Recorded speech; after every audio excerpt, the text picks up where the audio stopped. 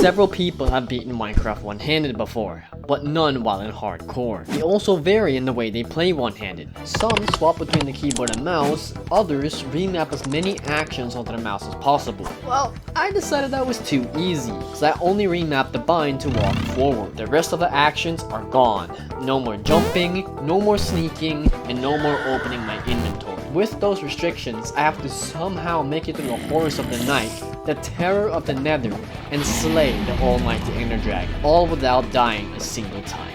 Here's how it went. Just a few seconds after starting our first world, we run into a couple of problems. Firstly, I can't scale blocks, which means I have to be extremely careful with how I maneuver the world so I don't get stuck somewhere. I also can't open my inventory, so I have to find a way to craft planks and other tools without it. But how would that even be possible, you might be asking? Well, we have to find a crafting table naturally in the world, with something like a village or some other type of structure. However, that is easier said than done. Without jumping, I can't properly explore the world unless I have slabs or stairs, which I need a crafting table to even make. So our current objective is to find a naturally spawned crafting table and somehow get to it with the limited movement we have, which will finally allow us to start making actual progress. It took burning a few worlds, but we finally have a village close to spawn. I see a village! Just when I said that. I very carefully make my way to the village and start pillaging it for any resources I need. We got a crafting table! Let's go! Crafting table, tools, and food.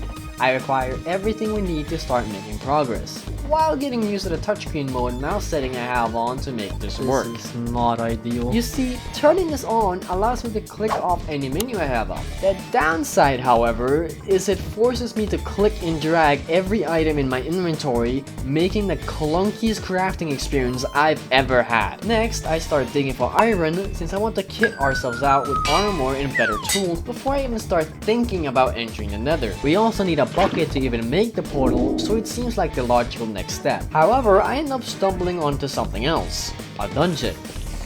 I slowly but surely make a small compartment for myself to safely sit in to attack the mobs. Easy, first I kill. then loot the singular chest and set up torches to prevent more mobs from spawning. The only noteworthy thing I got out of there was a good amount of string and a little bit of iron. This strip mine sucks, so I decided to start exploring the overworld for a bit. However, I run into another predicament. Rivers. Since I can't jump, I also can't swim, so I can only cross them in a handful of ways. My first idea was bridging over slowly with blocks. Possible, but way too slow without sneak, and I also risk falling in and maybe drowning. My second idea was going into the water and traversing the bottom like normal ground. This actually seemed doable, so I gave it a fair shot. Shit. Okay, I got a plan. The only thing that worried me was the looming time limit in the form of my breath meter.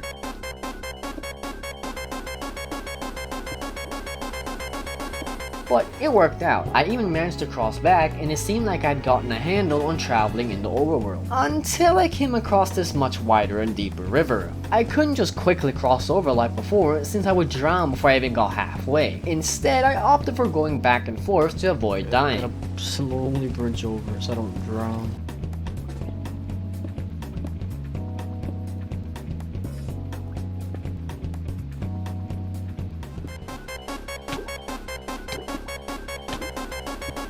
This is scary. This is scary. Oh god, am I done? Oh god.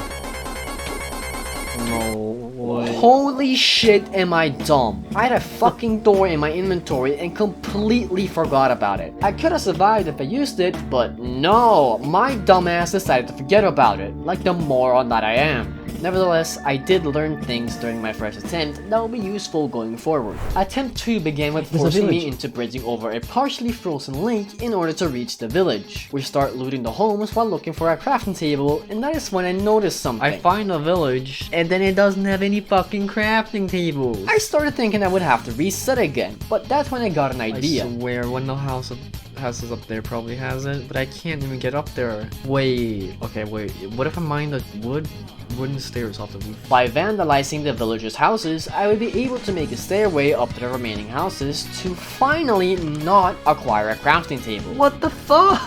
Again, I began thinking I had to reset. However, I wasn't going to give up that easily. I gathered some more spares by vandalizing even more houses to try and explore more of the world to hopefully find another structure. I started heading in a random direction with nothing but my gut feeling guiding me. Suddenly, I spotted another village. There's another village! I couldn't believe my eyes. I make my way there as fast as I can and start busting into every house I see.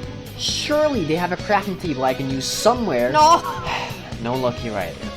I couldn't believe it. Yet I didn't give up and began vandalizing the houses here as well before heading out once more. Not long into my search, I find another damn village. There's a fucking third village. What the actual hell is this seed? I take a look around to see if there's a crafting table, and nothing. So, same procedure as last time. Vandalize some homes and then leave to try and find another village. I was beginning to lose hope of ever obtaining a crafting table and actually making progress in this challenge run. Despite that, I found yet another village, and you guessed it, there were absolutely zero crafting tables here as well. How the fuck is my luck this good and this bad at the same time? I have no clue. But another village to vandalize for some stairs at least. At this point, I almost wanted to give up from the sheer ridiculousness of the situation. 4 villages and not a single crafting table to show for it. While during my previous attempt, I got one in the second house I searched. This time, I walked for what felt like hours, and not a single village or any other structure in sight. I climbed the mountain as my confidence waned and my stairs count started running low. At the peak of the mountain, I watched the sunset go down, and my hope of finding that sweet, sweet crafting table went down with it. But like I said, I don't give up. If I can still keep going forward, then that's what I'm gonna do. And for several minutes, I did. I desperately tried to conserve my stairs and limit the amount I used, completely exhausting my supply, and this time, I was convinced I wouldn't find another village. Oh my god. That's not a village. Right? It has to be. Okay. Yeah, it is. If I can get there. Oh, is that even possible with the amount of trees I have? Fuck, man. Yeah, but there's like no way I get up there with the amount of stairs I have. I think this is GG. I'm on the path. That is fucking annoying. It's there. It's there. Couldn't there just be a house down here so I could at least get some stairs? That is devastating. It's like the game is teasing me, saying, oh, there might be a crafting table here, but you'll never know. Well, fuck you, game. I'm not giving up that easily. Okay, wait, I'm gonna try something. Yeah, look at that. Using my gigantic noggin to find a way to keep going. With this newfound knowledge, I can pretty much explore the entire world with a single stair block. As long as I don't lose it, of course. I might be a fucking genius. While I slowly make my way up to the village, I become more and more impressed by my one revelation. I'm a genius. Finally, I reach the top and claim my... None of these houses have a fucking crafting table in them. I've checked 5 different villages. 5. None of them have a crafting table. It's nuts. It's unbelievable. It's on Next village then. I wander into the snowy tundra biome and find an igloo not too far away from a village. Oh, there's a fucking igloo as well? Finally! I can actually start making progress. I can't believe how long that took. Several hours of my life wasted looking for something that's normally so simple to obtain.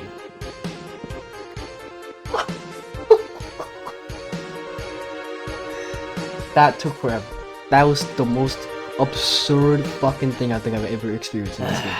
Anyway, now I can start the even longer and arduous process of trading with villagers. This will be the main way I gain the necessary items I need in order to beat the game. Why? Because mining is super scary given the obvious handicap. So this is the most reliable way to get the items I need. I'll be getting ender pearls, good tools, arrows, food, and other stuff through this method. I did this by walking between all the villages I found and trading wheat, glass, sticks, coal, basically anything I can find in the overworld that was easy to gather. I did have to do one mining trip where I almost died to a skeleton, but it was worth it since I did acquire enough iron and coal to trade and make stuff out of. Through this, I managed to get a good amount of pearls, arrows, and some decent weapon and armor, meaning the Nether was the only thing standing in the way of us getting to the end. Holy shit, we have it.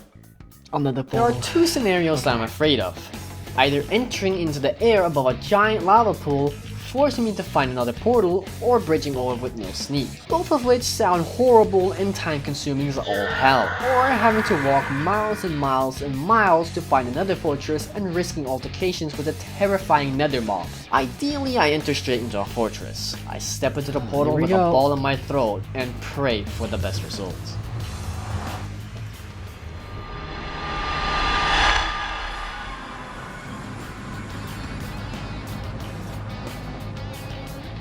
Okay.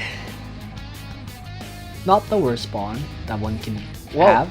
Looks like I have to make a walkway all the way to the fortress without any idea how far away it could be. For those of you saying, just use F3 to find it. Well, I can't, because I'm not allowing myself to use my keyboard. So I just have to pick a random direction and hope for the best. I decided that bridging between the trees is my best option, to not only have the high ground, but also stay away from the crazy nether pigs. I had some scary moments where I almost fell and some gas shooting at me.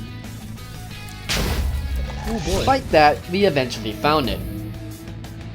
Holy shit, that's under the And fortress. I very carefully made a staircase down and entered the fortress. Now you might think I was mainly worried about the blazes and how I was gonna deal with them. However, I was actually more worried about the wither skeletons because of their speed and wither effect. To deal with this, I decided to block off entrances to limit the amount of places they could come from. I also decided to go on top of the roof to search for the blaze spawners since it seemed safer that way. And that's when I heard it. They're there. Okay, nice.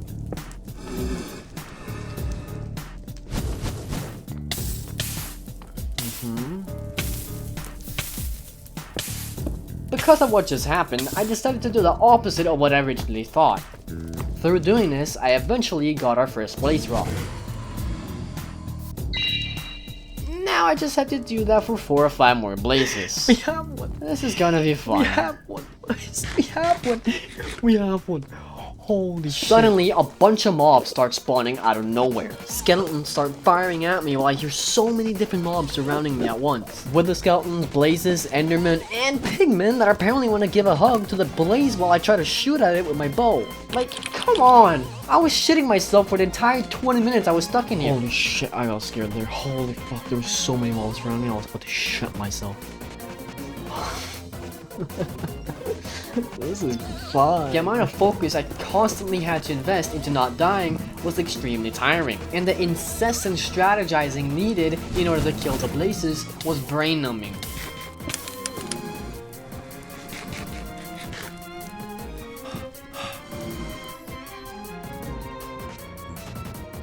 Still, with enough patience and careful commitments, I got the blaze rods I needed to finally leave the nether. Got 2.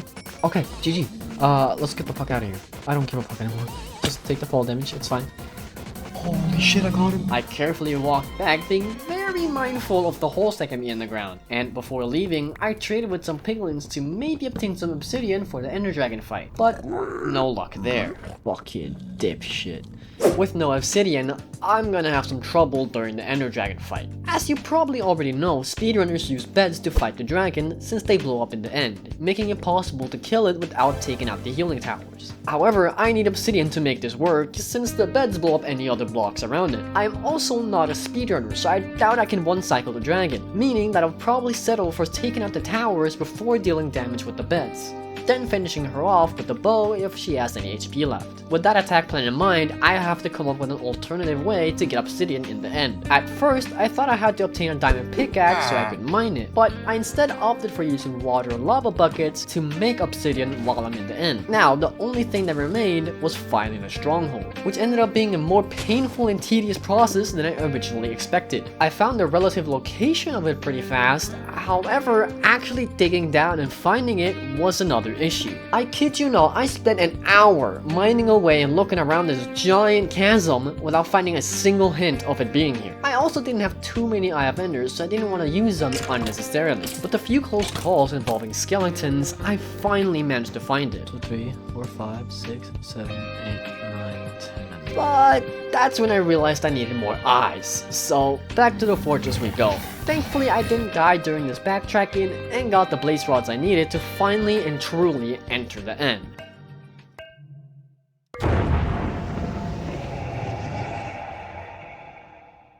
this was it. All that pain, suffering, and time I spent hunting for a crafting table to walking for hours upon hours upon hours to gather resources to trade with, all come down to this moment. Let's just say that I have no intention of dying here.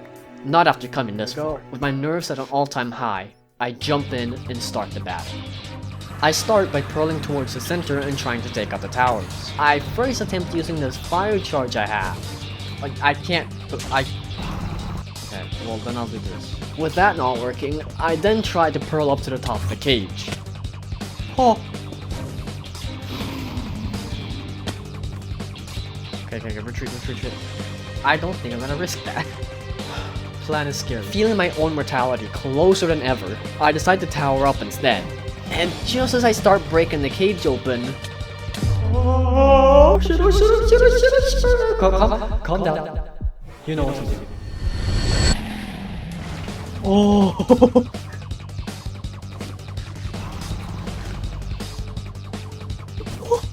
Oh, shit! Oh, I can't.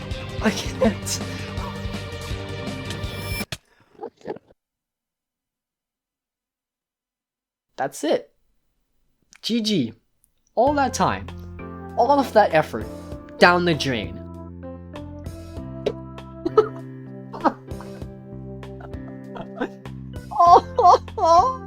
Why didn't he attack me? Did I look at him? What happened? I didn't even get a tower. I didn't touch the dragon at all. For simple curiosity's sake, I try to fight again through some game mode shenanigans. I conclude with this. My attack plan could have worked. The reason I died was from dumb luck. I accidentally looked at an enderman that I couldn't even see. However, my obsidian plan worked, my bed attacks worked, and I got all the towers down without dying another time. I still failed, so it isn't easy by any means, but definitely doable. Fuck! Now, if you want me to try this again at some point, I would definitely be down to do so. Maybe through some live streams and through another video. But for now, I think I'm gonna move on and do other challenge runs that I've been wanting to do on different games. Thank you for watching this far. It really means a lot, and I hope you all have a fantastic rest of your day. See you in the next one.